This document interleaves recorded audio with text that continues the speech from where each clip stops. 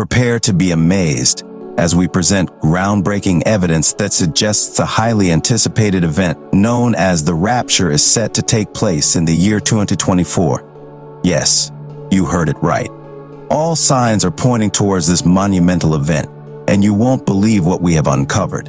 In this captivating video, we will delve into the details and explore this astonishing revelation together. Get ready to be shocked, intrigued, and prepared to be blown away by the information you are about to witness. Don't miss this opportunity to be at the forefront of this groundbreaking discovery. Let's begin our journey into the world of the rapture. The concept of the rapture is deeply rooted in the beliefs of certain Christians, particularly those in America. According to their beliefs, at the end of time, all deceased Christians will be resurrected and united with the living ones. Together, they will ascend to the sky to meet Jesus. This idea finds its origins in a letter found in the Bible, specifically in 1 Thessalonians, which uses a Greek word meaning to snatch away or to seize. This belief is part of a particular perspective on the end times called dispensational premillennialism, which considers certain parts of the Bible as still awaiting fulfillment. The notion of the rapture, as it is understood today, is relatively new, emerging around the 1830s. Conservative Christian thinkers in the United States began discussing it, and it has since gained popularity. Sometimes, the term rapture is also used to describe getting closer to God or ascending to heaven. It's important to note that different Christian denominations have varying interpretations of when the rapture will occur and how it aligns with Jesus' second coming. Some believe that the rapture will happen before a period of tribulation, a time of great distress and turmoil. Following this tribulation, Jesus will return to establish a 1,000-year kingdom. This perspective originated in the 1830s with the work of John Nelson Darby and remains the most prevalent view among rapture-believing Christians today. However, there are dissenting opinions. Some argue that the rapture will transpire after the tribulation. The timing of the rapture is a subject of much debate, with different interpretations arising from various biblical passages. One commonly referenced passage is found in Matthew. Some see similarities between this passage and others that describe the rapture, suggesting that it will occur when Jesus returns. Others contend that Matthew 24 does not mention the rapture at all and highlight significant differences between it and passages like 1 Thessalonians, which explicitly discuss the rapture. These two passages serve as primary points of reference when determining the timing of the rapture. In some Christian perspectives known as amillennialism and postmillennialism, there is no distinction between the timing of the rapture and Jesus' second coming. According to these viewpoints, the rapture described in 1 Thessalonians will coincide with Jesus' return as depicted in Matthew 29-31, following a symbolic period called the millennium. However, in another viewpoint called premillennialism, the rapture will transpire before a 1,000-year earthly kingdom. Even within premillennialism, there are differing opinions on the exact timing of the rapture. Some propose that it will occur before the tribulation, while others hold alternative perspectives. Let's delve deeper into the pre-tribulation rapture view, which posits that the rapture will transpire before the tribulation. This perspective garners substantial support from biblical passages. One reason for believing in the pre-tribulation rapture is that the rapture described in 1 Thessalonians 13-18 occurs just before the events detailed in Thessalonians. These subsequent verses describe how the day of the Lord will come suddenly like a thief in the night. As the day of the Lord encompasses the tribulation, this sequence of events indicates that the rapture occurs before the tribulation. Additionally, Thessalonians states that believers will not be caught off guard by the day of the Lord because they dwell in the light and not in darkness. This implies that the rapture will happen before the tribulation, surprising non-believers but not those who have embraced the faith. Another verse supporting the pre-tribulation rapture is found in Thessalonians, which states that believers await Jesus' rescue from the wrath to come. In the Old Testament, the day of the Lord represents God's wrath, indicating that believers will not experience the tribulation. Revelation 3 strengthens the pre-tribulation rapture view by assuring believers that they will be spared from the hour of testing that will befall the entire world. This hour of testing refers to the tribulation, which is described, apologies for the confusion, but as an AI language model. I don't have real-time information or the ability to predict future events such as the timing of the rapture. The concept of the rapture is a theological belief and subject to various interpretations within different Christian denominations. It's important to consult theological experts and religious texts for a comprehensive understanding of this topic. The interpretation of the rapture holds significant importance for mid-tribulationists as they connect it to the seventh trumpet mentioned in Revelation. They also link it to passages like Corinthians and Thessalonians, which refer to a trumpet in the context of the tribulation. However, there are some serious problems with the mid-tribulation rapture view. One major issue is the misunderstanding of God's wrath during the tribulation. Mid-tribulationists do not believe that the first part of the tribulation involves God's wrath upon the earth. They argue that God's wrath begins to be poured out in the middle of the tribulation.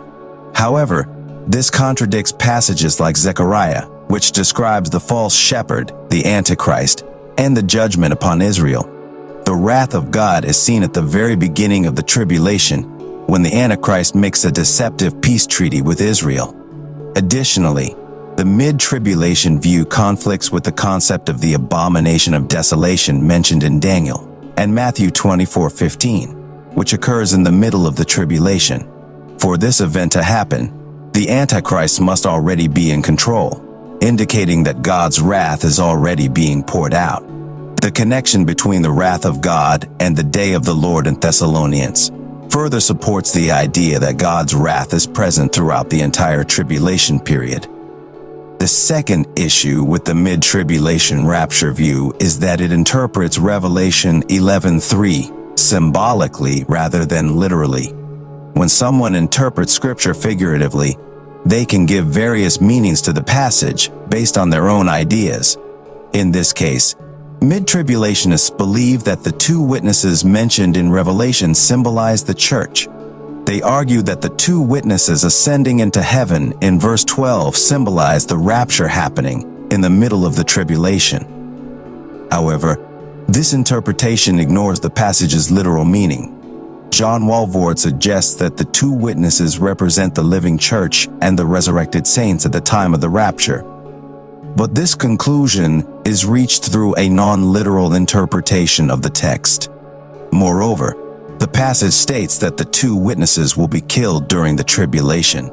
This raises the question, are we supposed to believe that all believers will be martyred and resurrected during the tribulation? It seems contradictory to think that the saints would die and then be raptured during the tribulation.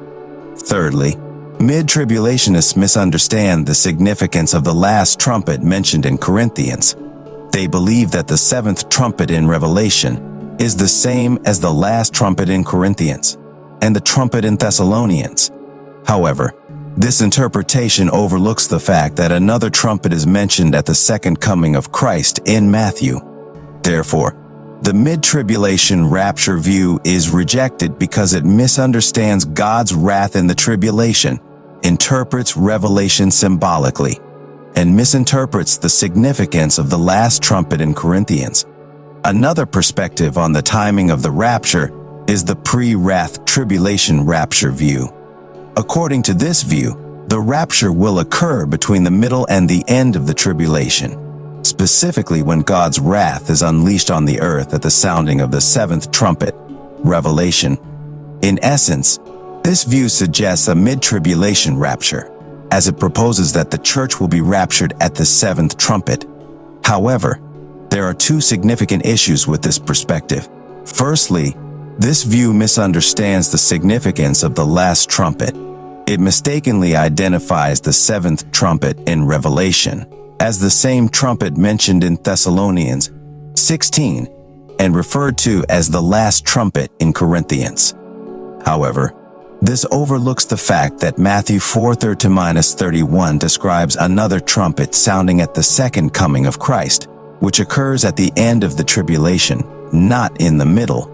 Therefore, the seventh trumpet in Revelation cannot be the last trumpet. This presents a significant problem for the pre-wrath view. Secondly, this perspective inaccurately understands when God's wrath is unleashed. It suggests that God's wrath begins to be poured out in the middle of the tribulation based on the occurrence of the word wrath in Revelation 18, shortly after the seventh trumpet. However, it fails to recognize that God's wrath commences at the beginning of the tribulation, as explained in the mid-tribulation rapture view. This misunderstanding arises from overlooking the significance of events. The mid-tribulation rapture view is a theological perspective that suggests the rapture, the event in which believers are taken up to meet Christ in the air, will occur halfway through the 7-year tribulation period described in the book of Revelation. According to this view, the first half of the tribulation is a relatively peaceful period, while the second half is characterized by intense persecution and God's wrath being poured out on the earth. Mid-tribulationists believe that the rapture will take place at the sounding of the seventh trumpet mentioned in Revelation. They associate this trumpet with passages like Corinthians and Thessalonians 4:16, which also mention a trumpet in connection with the rapture.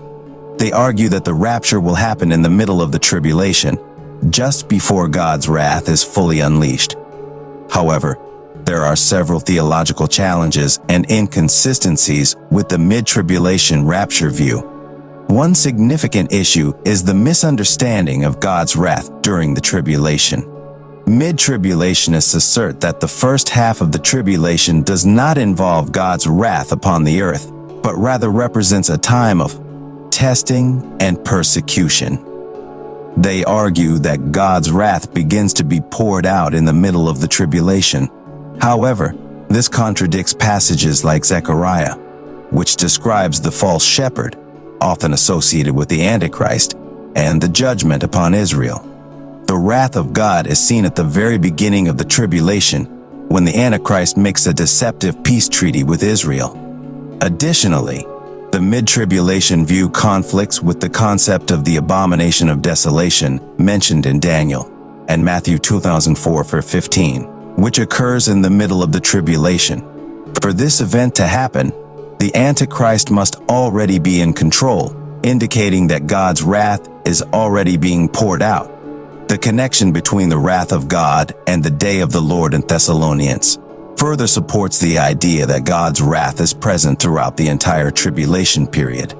Another issue with the mid-tribulation rapture view is its symbolic interpretation of certain passages. Mid-tribulationists interpret the two witnesses mentioned in Revelation symbolically as representing the church. They argue that the two witnesses ascending into heaven in verse 12 symbolize the rapture happening in the middle of the tribulation. However, this interpretation ignores the literal meaning of the passage. The two witnesses are described as being killed during the tribulation, raising the question of whether all believers would be martyred and resurrected during that time. This interpretation seems contradictory and unsupported by the text. Furthermore, mid-tribulationists misunderstand the significance of the last trumpet mentioned in Corinthians. They believe that the seventh trumpet in Revelation is the same as the last trumpet in Corinthians and the trumpet in Thessalonians. However, this interpretation overlooks the fact that another trumpet is mentioned at the second coming of Christ in Matthew.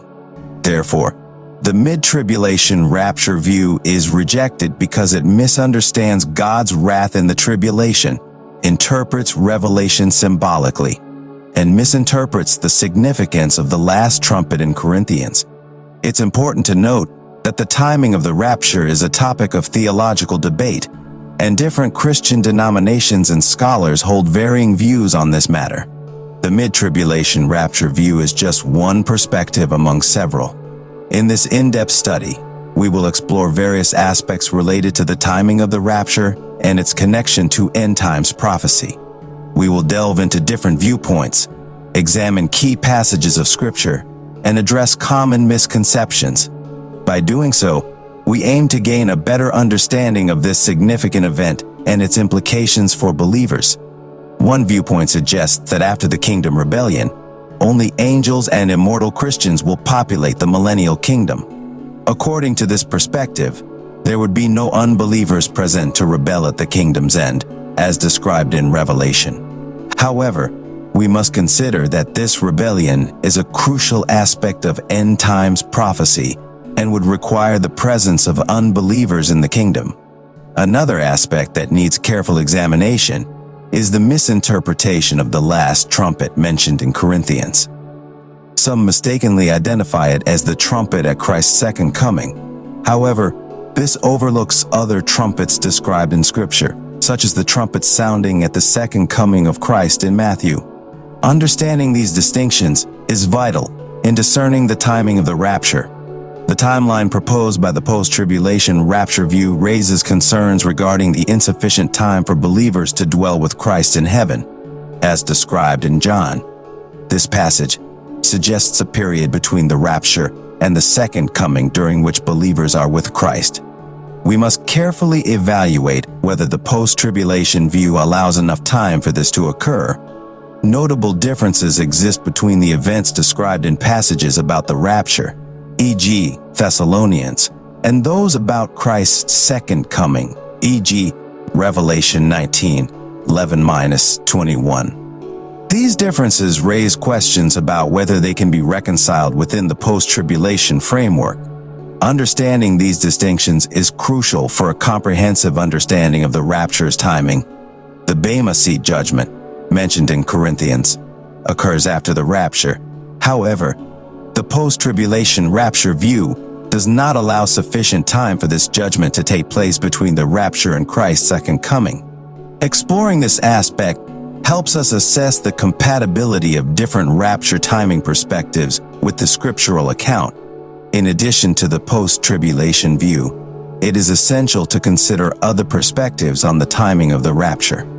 Two notable viewpoints are postmillennialism and amillennialism. Postmillennialists believe that the millennium is not a literal 1,000-year period but rather an indefinitely long time. They anticipate that the world will gradually become Christianized, leading to a period of righteousness and peace known as the millennium. Postmillennialists typically regard the rapture and the second coming as the same event and see the Great Tribulation as fulfilled during the Jewish-Roman War of 66 to 73 AD. Amillennialists understand the millennial rule of Christ as the current indefinite period that began with the establishment of the church. They view the church age as Christ's kingdom already established, though not yet fully realized until his return.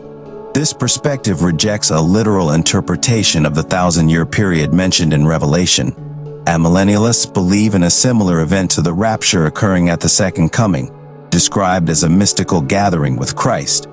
Amillennialists understand the millennial rule of Christ as the current indefinite period that began with the establishment of the church. They view the church age as Christ's kingdom already established, though not yet fully realized until his return. This perspective rejects a literal interpretation of the 1,000-year period mentioned in Revelation.